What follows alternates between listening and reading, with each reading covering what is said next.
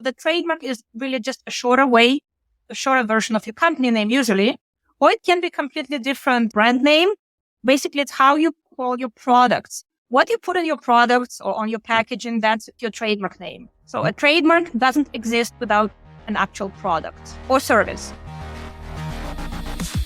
Welcome to the High Voltage Business Builders Podcast, a show where we interview high voltage entrepreneurs growing and scaling through e-commerce, real estate, and other wealth without Wall Street ventures, showing you the path to making your first or next million.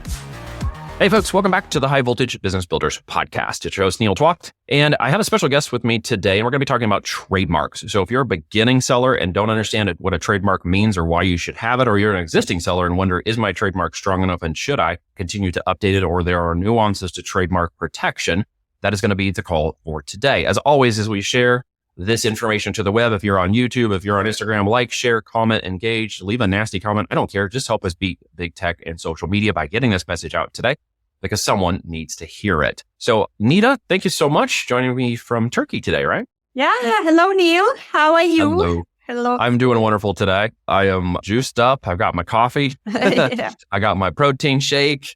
I got my allergies. I'm doing awesome. That's excellent. That's excellent. Well, I'm very glad to be here.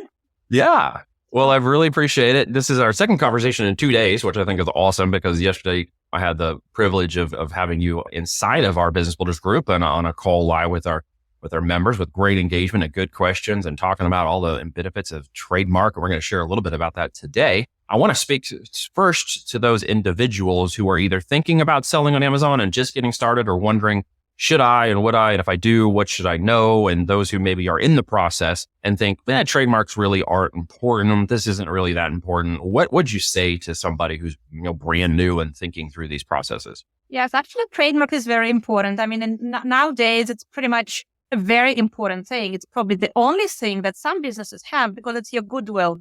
It's how your customers recognize you, how they remember you, how they find you. So picking that trademark name is very important, and it's extremely important to protect it as early as we can. What we found is some of our clients delay too much. They want to see how the business is going. They don't want to spend money on a trademark until they realize that they urgently need a trademark because there is a hijacker on their listing. If we talk about Amazon seller.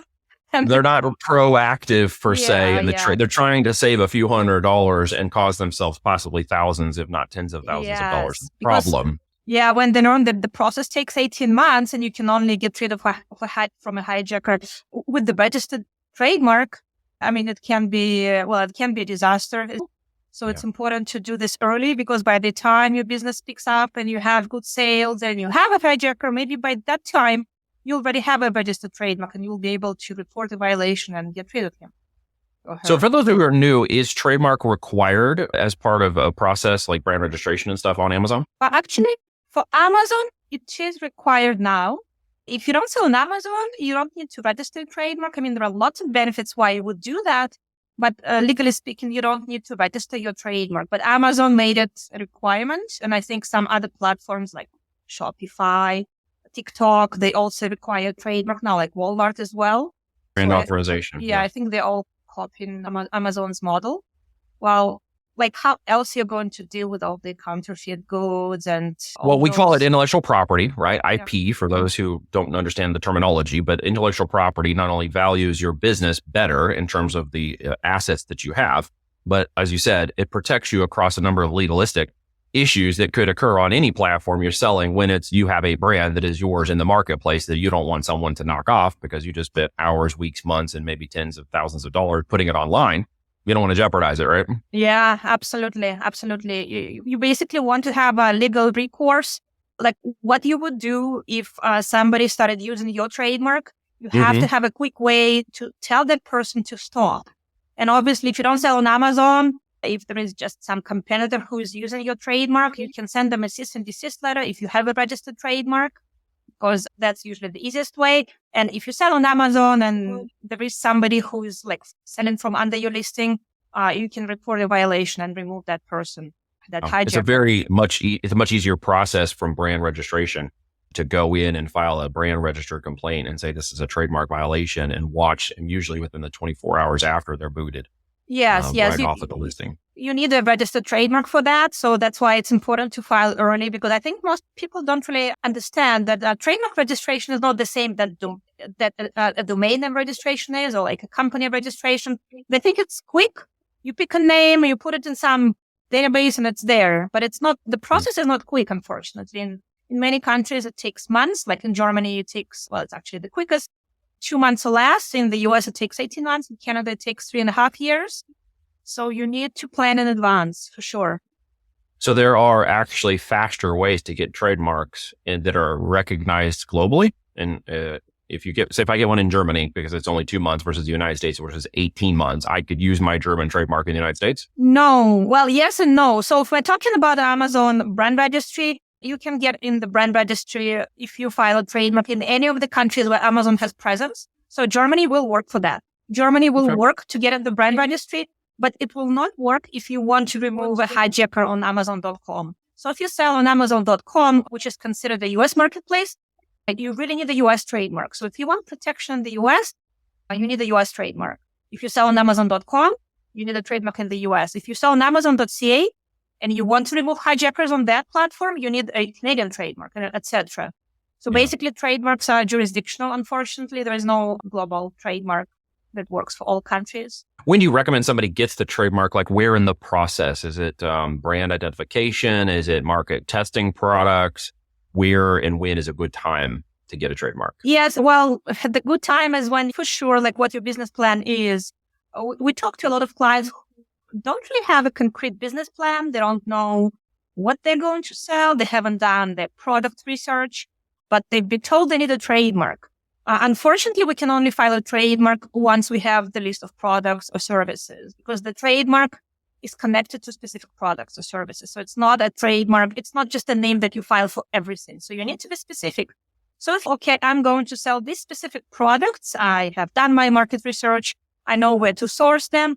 And that's for sure what I'm going to sell in the next year. So then we can file a trademark. If you don't know that, we can't really file a trademark in advance and then add the product. Once it's filed, it's filed. That makes sense. And what kind of trademark nuances are there? Is it trademark brand, trademark name, trademark entity, trademark to a product? Can you give people those who are new, some insights into what kind of trademark they should be looking for? Well, a trademark is basically the name of your product or the name of your service, and it can coincide with your company name. I mean, usually people try to call the company the same way, but usually a company name has Inc. or Corp. or Ltd. at the end, or some international, some other words that make, the trademark really long. So the trademark is really just a shorter version of your company name usually, or it can be completely different.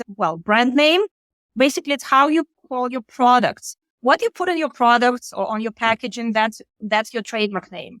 So a trademark doesn't exist without an actual product or service.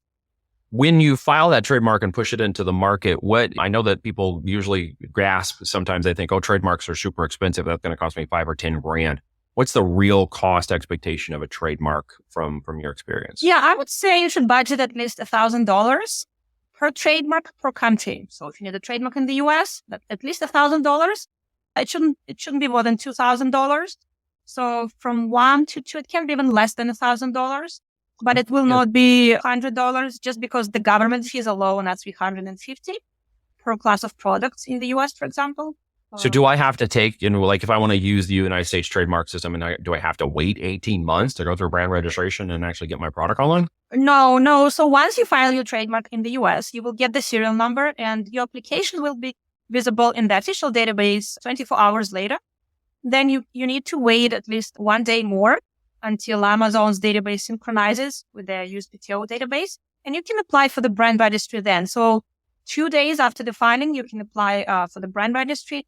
But before you apply, you should have your products ready to be sold. So don't apply prematurely. If you don't have your products handy and your products don't have your trademark name on them, don't apply for the brand registry. Cool. So I can use the approved code to go in and get brand registration actually moving before the trademark is officially. What confidence level, is there a number, a confidence or something that says that this trademark, if I apply, is a good chance it's going to get approved? What does that number look like, or how does that work? Yeah. So we always do a comprehensive search. So if the trademark is unregisterable or it's less than 50% registrable, we don't advise to file such a trademark. And we tell our clients, they can still proceed, but at least they will know. It's safe to file if it's like 80% registrable.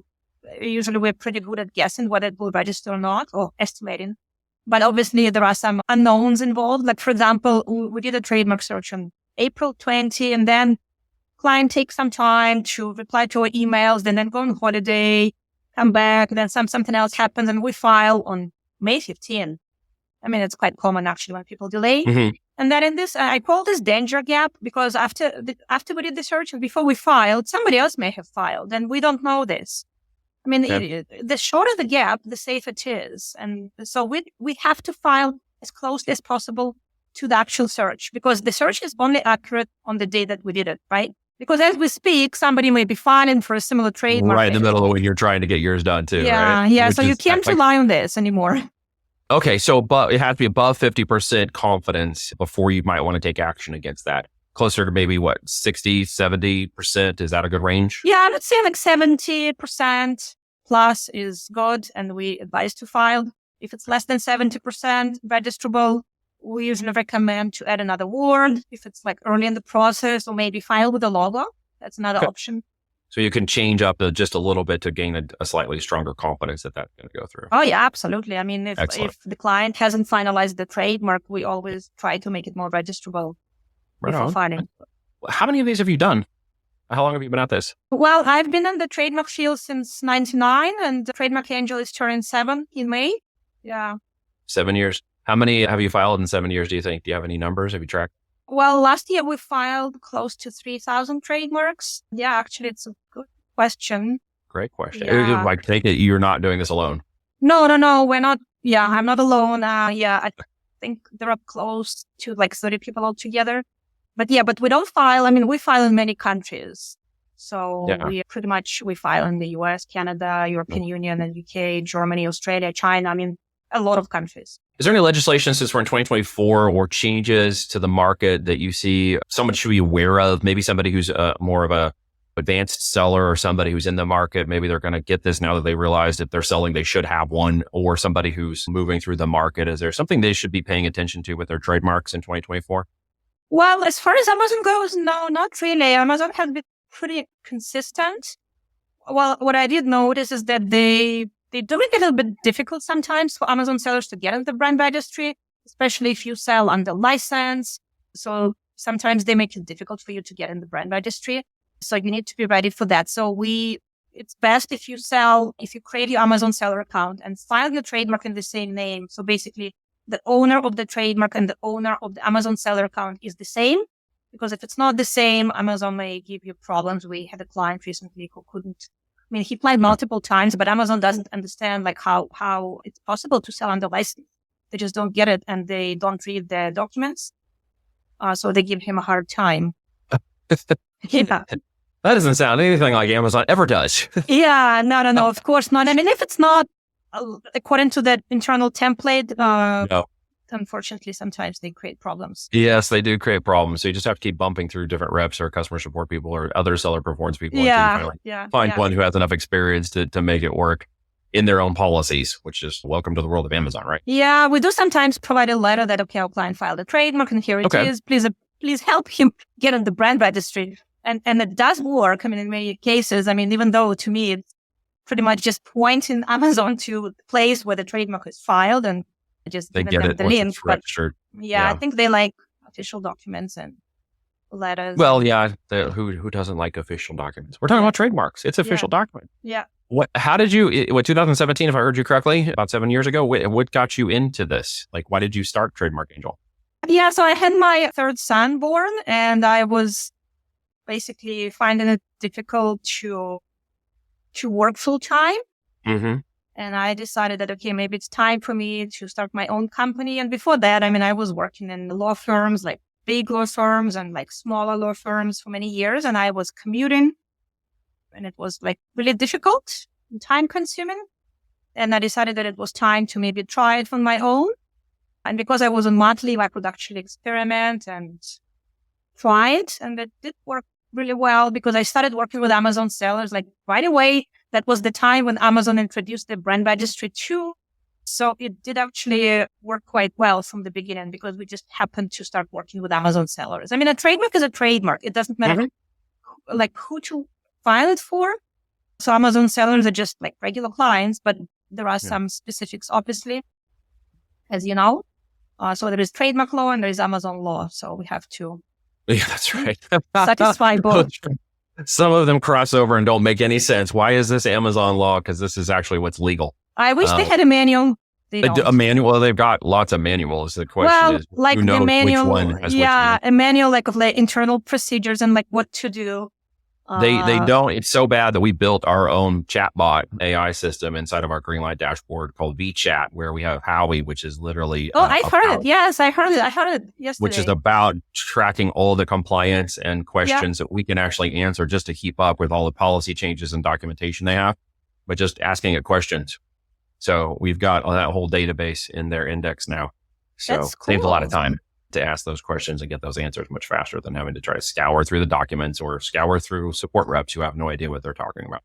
Yeah, especially I like the reason, like when they don't approve you for the brand registry and they send you 5 reasons why. Yeah, exactly. And you have to guess. And like, which 5 are you talking about? It's like so vague. I really don't understand why they can't tell you the real reason because they obviously know it, but I really don't know why. It's because they've got a system of knowledge. I've been on that side of the house when I was in my IBM days, and a rep goes in and basically says, well, it sounds like this problem and the solution, the system telling me it could be this problem. And they have a little method and procedure and they go, poop. And it just sends the email to you with the method and procedure. And then it's got all the options and there's no nuance because they don't know. They're just pushing buttons.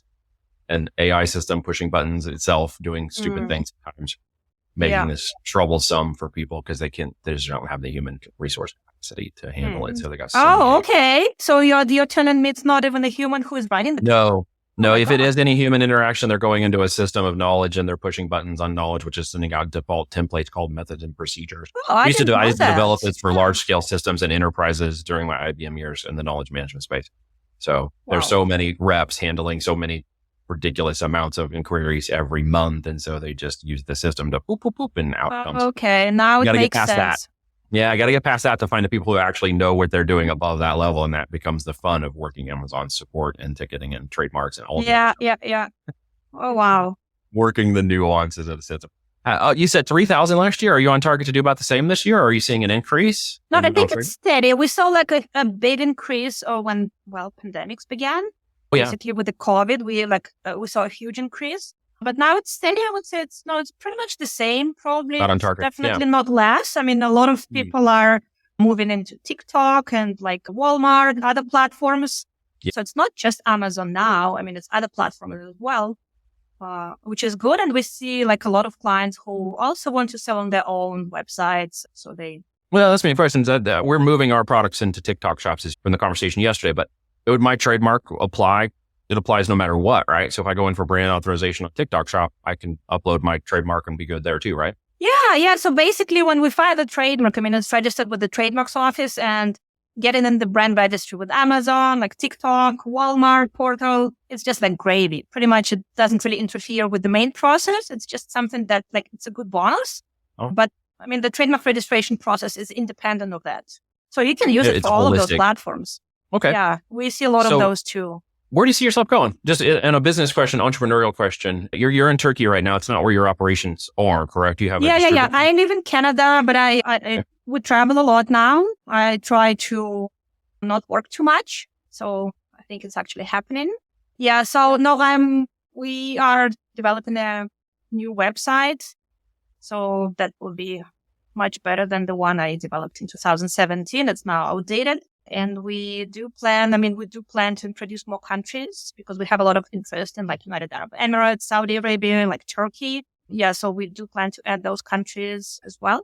Well, we actually filed there, but we plan to maybe add some more countries like Singapore, Thailand. Just to keep expanding into other areas of business. Because this is obviously expanding into different areas of manufacturing. Yeah. Like growing up faster and faster. For just a business builder, as a high voltage business builder, what do you see in the future? Where are you going? What is your ultimate goal? Well, the ultimate goal is to clone myself. Physically, literally, or like? Well, that's the goal. Yeah. I don't know it's going to happen, but that's the Oh goal. yeah. I managed to clone some parts of myself, but so far the main part I couldn't really clone that, but that's the goal. So maybe I will find somebody who can maybe take over some of the tasks that I'm kind doing. of keep the business running, but to pull you out of more of the operational control. So your goal really is to kind of elevate above the business. Yes, because I mean, the goal is to not work in the business, but like on the business. So basically improve the actual business, the flow, maybe add more products rather than micromanage. Well, I'm not micromanaging now, but still there are a lot of things that I do that I'd rather not do. So that's what I'm slowly like delegated quite a few of the tasks that I did before. Good. Takes a long time to get to that. 7 years to an overnight success. Right? Yes. Well, I did hire an assistant like immediately because it's impossible. You'll just go crazy. Yeah. I live with Nicole. I love Nicole. Thank you, Nicole, because she makes my life so much easier, helping me with so much. I think delegating tasks is really important. I mean, the earlier a business owner understands this, the better. Yeah. Well, it's hard to get out of the micro and let your hands off, and it's hard to trust at times who you're gonna put certain critical tasks in, and that micro management part of you is like, well, I kind of know it better, and it's always difficult to let that go and kind of step back off of it and say, okay, these people are going to learn, they're going to make mistakes, and I'll be okay with that as long as they're training themselves towards the right ways to do it. It's difficult for every business owner, to get off, and you can hand somebody a perfect SOP and watch them screw it up. Yeah. So it just is a process, isn't it? Yeah, exactly. So learn to delegate. Learn to delegate is extremely important. And also, like, we had some clients who will tell me, okay, it's not so difficult to file a trademark. I'll do it myself. Sure. And we hear this all the time. But I mean, then I ask them, okay, how much is your hour worth? Because you will need to spend at least, 20 to 50 hours learning how to do it yourself. So do the math and tell me, is it worth it? Much more worth it for us to just go to you, and we send all of our trademarks to you. Yes, I've noticed. Yeah, we keep filing a lot of trademarks, and you're our go-to gal. Your team has been amazing. They've been very helpful, and I'm extremely grateful to have you support our business because it's been important for us to help our integrity of the business. Thank you. Yeah, thank you so much. Is there a question I didn't ask you on this call so far? Maybe something you wanted to say I didn't get a chance to answer? Well, how to get in touch with us. Go over that, I suppose. People know this, like what we, maybe I can just say that we do provide a free search. It's no obligations. We'll tell you if the trademark is unregisterable. We provide a free phone consultation, no strings attached. Don't be scared. I mean, I love talking to clients. I mean, that's the only thing I'd rather not delegate because I love it. I mean, it's just the only thing that's not boring to me. So I love talking to clients, but surprisingly, not everyone books a call. I mean, I've had clients who I didn't talk to for years, and actually, are you pointing at fingers at us? Yes, I am actually pointing. I was like, Dang okay, it. this voltage people, I've never talked to them. I mean, we've been around you for years, and I didn't even realize we hadn't made the chance to connect. Yes, by happenstance, our VAs found each other for a podcast. It's funny, because I have some clients who like that. I have clients who really like to talk. So yes, if you want to talk, get in touch and let's talk. I love doing that.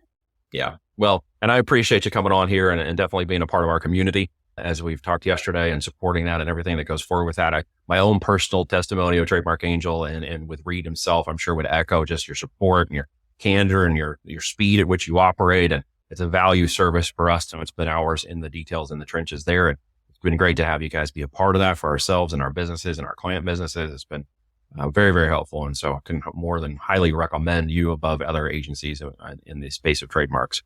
So that's been a very great thing for us. Thank you. Yeah, we appreciate it very, very much. So last question, if it was in my power to, and maybe in my network or not, to get you to meet somebody you might want to hang out, have lunch with, spend some time with, anybody, who would that person be? I don't know. Nobody? Steve Jobs. Your dogs? Steve Jobs. Oh, Steve Jobs. Yes. Your dogs? Well, I can invite you to speak to your dog. Steve Jobs. Yeah, what an idea, right? Okay, that's cool. No one said him yet. We've had Andre 3000. It's a funny one that always pops into my head. We've had Elon Musk and Warren Buffett and Jim Collins from Good to Great. And so we'll add Steve Jobs to the list. So guys, 6 degrees of separation. It probably is not going to be Jobs exactly unless you're communing with his spirit somehow, which would be weird. But he would definitely be somebody to sit down to and just think through his brain. It's very fascinating, just the intellect he had in design and discovery and thinking through processes. And a little fact that I figured out the other day when I was on the web and saw something about Steve Jobs, I didn't realize that the Apple Vision Pro was patented the same year as the iPhone. Yeah, unfortunately, I mean, I obviously knew him before. I knew about him, but I just realized what an amazing person he was. After he passed away. Super smart guy. Yeah. Well, I wish we could introduce you to him. I usually ask for people to tag people in the group, and it's always 6 degrees of separation somehow, somewhere. Okay. If it's not Steve Jobs, I mean, I can talk to Warren Buffett. I mean, that's Warren Buffett. Okay, so maybe Warren Buffett can be somebody alive. That's cool. I should probably set a little bit of a caveat to somebody alive. Yes. Or some historical figure there. We can call it what it is. If it's somebody who's in here listening to this podcast or connected 1, 2, 3, 6 degrees, maybe Warren Buffett, you're listening to this. That'd be cool. You guys could check it out. Tag them in the comments below, and maybe we can make a connection for you. You never know. Don't say That's never. a good one. I like this. I like this awesome. question. Yeah. Well, thank you so much for joining me, Anita. It's been a pleasure talking with you. Yeah. Thank you, Neil.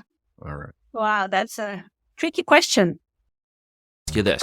If you're serious about building an e-commerce business starting on Amazon FBA, what if myself and my team worked with you one-on-one to execute the steps outlined in the podcast while helping you discover what the heck to sell, how to make sure it's profitable, and how to successfully launch a brand, plus how to do it under a consulting plus performance-driven model where I put a $10,000 skin in the game guarantee for those that show up and are serious about building a real business done with us? If yes, text keyword profit to +1 417 413 4209. That's 1-417-413-4209. And I will personally respond with a few simple questions. If you're not in the US or Canada, please visit voltagedm.com. That's voltagedm.com. Click Get Started and book a no-pressure discovery call with me or a member of my team to learn more about the Business Builders one-on-one coaching and mentoring for CEOs, entrepreneurs, and those looking to build an empire or retire using the power of e-commerce. Once again, thank you for listening, and be sure to tune in next week for a brand new episode of the High Voltage Business Builders podcast.